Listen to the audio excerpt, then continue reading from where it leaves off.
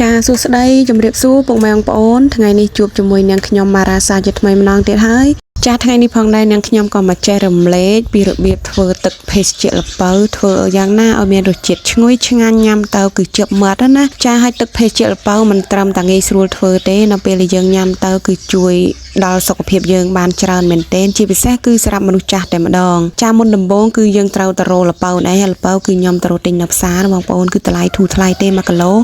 ក្នុង1គីឡូតម្លៃតែ2000រៀលអីទេចំណែកឯផ្លែគឺធំល្អមែនទែនបងប្អូនហើយល្ពៅនេះណាបងប្អូនខ្ញុំមិនសូវជាស្គាល់ឈ្មោះដែរខ្ញុំហៅតែល្ពៅវែ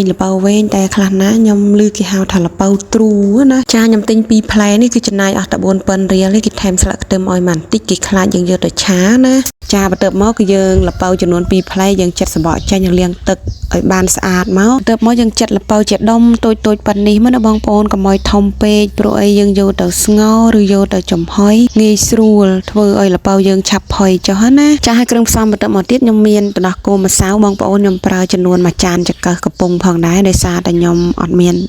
ទឹកដោះគោស្រស់ចុះណាបើសិនជាបងប្អូនមានទឹកដោះគោស្រស់យើងអាចប្រើទឹកដោះគោស្រស់ក៏បានដូចគ្នាចាគ្រឿងផ្សំបន្ទាប់មកទៀតខ្ញុំមានអំបិលម៉ត់ចំនួន7ស្លាបព្រាបាយហើយ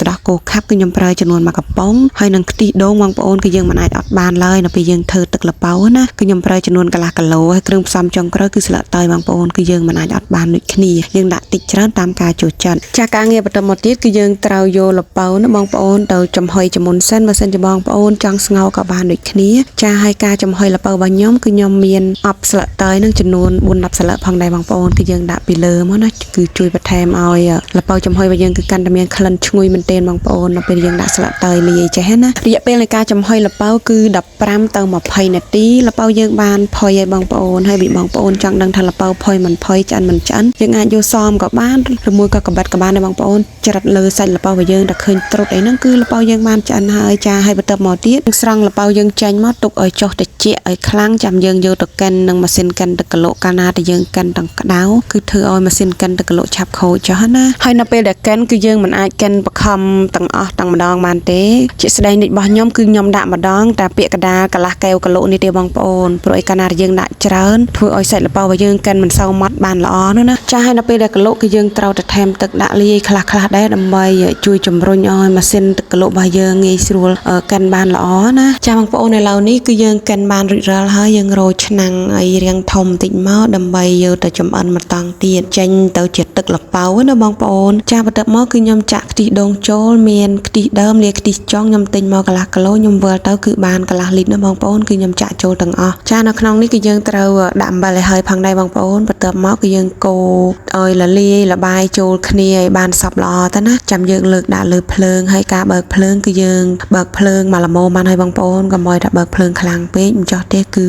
ពុះខ្ទិះផលឡើងមកលើណាចាហើយចុងក្រោយខ្ញុំមានបន្ថែមស្លឹកតើយនឹងចំនួន1ក្តាប់ផងដែរចាបន្ទាប់ពីយើងដាក់លើភ្លើងហើយយើងព្យាយាមកូរចុះគោឡើងតិចទៅបងប្អូនកុំឲ្យក្តាំងបាតណាចំណាយពេលចំអិនអីយូរដែរបងប្អូនល្មមតែមកពុះគេហៅថាបែកមិត្តចាបងប្អូននេះព្រួចប៉ុណ្ណេះគឺយើងអាចលើកចេញបានហើយពីព្រោះអីទឹកល្ពៅយើងប្រើខ្ទិះដូងណាបងប្អូនមកយើងរងើសយូរពេកគឺធ្វើឲ្យខ្ទិះដូងមកយើងឡើងប្រេងនៅពេលយើងហូបទៅក៏មិនសូវជាឆ្ងាញ់ចាបន្ទាប់ពីយើងលើកចេញពីលើភ្លើងមកយើងចាប់ផ្ដើមដាក់គ្រឿងផ្សំបន្តទៀតចូលមានដូចជាម្សៅទឹកដោះគោនោះមួយចានចង្កឹះកំប៉ុងបងប្អូនយើងចាក់ហើយគឺយើងព្យាយាមកូរបន្តិចផងដែរដើម្បីឲ្យម្សៅទឹកដោះគោគឺរលាយបានល្អជាមួយនឹងទឹកល្ពៅណាចុងក្រោយគឺខ្ញុំប្រើទឹកដោះគោខាប់បងប្អូនចំនួន1កំប៉ុងយើងចាក់ចូលដូចគ្នាហើយយើងក៏ព្យាយាមកូរដូចគ្នាម្សៅទឹកដោះគោហើយក៏ដូចជាទឹកដោះគោខាប់ហ្នឹងឲ្យលាយបានល្អណាចាយើងកូរវឹកទៅបងប្អូនបញ្ជាក់បន្តិចណាបងប្អូនធ្វើទឹកភេសជ្ជៈល្ពៅរបស់ខ្ញុំនេះគឺខ្ញុំអត់បានប្រើស្ករសទេគឺខ្ញុំប្រើតែទឹកដោះគោខាប់សុទ្ធទាំងម្ដងគឺអស់1កំប៉ុងចាហើយក្នុងចំណុះទឹក3លីត្រកន្លះនេះខ្ញុំប្រើទឹកដោះគោខាប់1កំប៉ុងហើយ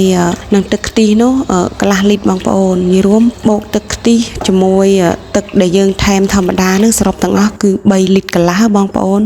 គឺរសជាតិមកល្មមមកឆ្ងាញ់ណាហើយល្ពៅគឺខ្ញុំប្រើចំនួន2គីឡូចាគ្រឿងផ្សំក៏មាន ដែលច្រើនទេបងប្អូនដែលពីបេមុខគឺចេញទឹកភេសជ្ជៈលប៉ោដែលមានរសជាតិឈ្ងុយឆ្ងាញ់ទាំងម្ដងជាពិសេសបើរដូវក្តៅអញ្ចេះណាបងប្អូនគឺហូបទឹកភេសជ្ជៈលប៉ោគឺស័ក្តិសមបំផុតបងប្អូនហើយគឺថាធ្វើយើងមានកម្លាំងព្រឹសទាំងម្ដងហើយបើថាយើងហូបថ្មីអញ្ចេះបន្ថែមពងមិនស្រែមកគ្រឿបពីយកតែភ្នែកក្រហមអីទៀតមកបងប្អូនហើយគឺថាមានកម្លាំងភិលណាចាជាពិសេសគឺសម្រាប់មនុស្សចាស់ទាំងម្ដងបងប្អូនគឺភាសាទៅគឺជួយឲ្យគាត់មានសុខភាពល្អមែនទែនទឹកល្ពៅមិនត្រឹមតែហូបទៅឆ្ងាញ់ទេថែមទាំងជួយធ្វើឲ្យយើងមានសុខភាពល្អទៀតផងហើយខ្លះណាគេថាញ៉ាំទឹកល្ពៅគឺធ្វើឲ្យស្បែកស្អាតណាបងប្អូនចាហើយនេះខ្ញុំកំពុងតែធ្វើញ៉ាំហើយបងប្អូនថ្ងៃក្រោយឃើញខ្ញុំដើរឲ្យហៅខ្ញុំផងក្រែងលោតែខ្ញុំហូបទឹកល្ពៅទៅធ្វើឲ្យសម្រស់ខ្ញុំស្អាតក៏មិនស្គាល់ខ្ញុំណាបងប្អូនចានិយាយលេងទេបងប្អូនហើយទឹកភេសជ្ជៈល្ពៅនេះបងប្អូនហើយគឺថាមានរសជាតិឆ្ងាញ់មែនទែនគឺឈ្ងុយចេញពីទឹកដោះគោខាប់ម្សៅទឹកដោះគោហើយជាពិសេសគឺឈ្ងុយចេញពីខ្ទិះដូងហើយនិងស្លឹកតើយទៀតផងណាបងប្អូនចាគឺមានរសជាតិឆ្ងាញ់មែនទែនសំខាន់គឺអត់មានរសជាតិថាផ្អែមទេបងប្អូនហូបទៅគឺសឹងតែមិនដឹងថាផ្អែមណាចាហើយការធ្វើរបស់ខ្ញុំថ្ងៃនេះគឺខ្ញុំធ្វើបានខ្ញុំយកទៅចែកជូនដល់លោកយាយលោកតាគឺខ្ញុំចែកជូនលោកយាយលោកតាដែលគាត់ជីកកង់ជីអីនៅតាមផ្លូវរហូតទៅដល់ផ្សារក្រមណាចាហើយឃើញលោកយាយខ្លះគាត់លក់អាចចលោះលក់អីខ្ញុំក៏បានជួយទិញគាត់ហើយឃើញអ៊ីអីដែលគាត់ដើរឬអ៊ីចាយអីក៏ខ្ញុំបានជូនគាត់ដែរបងប្អូនហើយថែមទាំងខ្ញុំជូនគាត់ហើយគាត់ថាគាត់អត់ហូបទេគាត់ទុកយកទៅឲ្យកូនគាត់ដោយសារគាត់មានកូនទូចនៅចាំផ្ទះណាចាគឺលឺហើយគឺក្តុកក្តួលមែនទែនបងប្អូនគឺទឹកចិត្តម្ដាយបានរបស់ហូបតិចតួចគឺមិនហ៊ានភាសាខ្លួនឯងទេគឺទុកយកទៅផ្ញើកូនចាការបង្ហាញរបស់ខ្ញុំគឺបានចាប់ទៅត្រឹមនេះសូមអរគុណច្រើនពុកម៉ែបងប្អូនចាសូមជូនមាក្ខផលទៅបងប្អូនទាំងអស់គ្នាបានបុណ្យស្មើគ្នា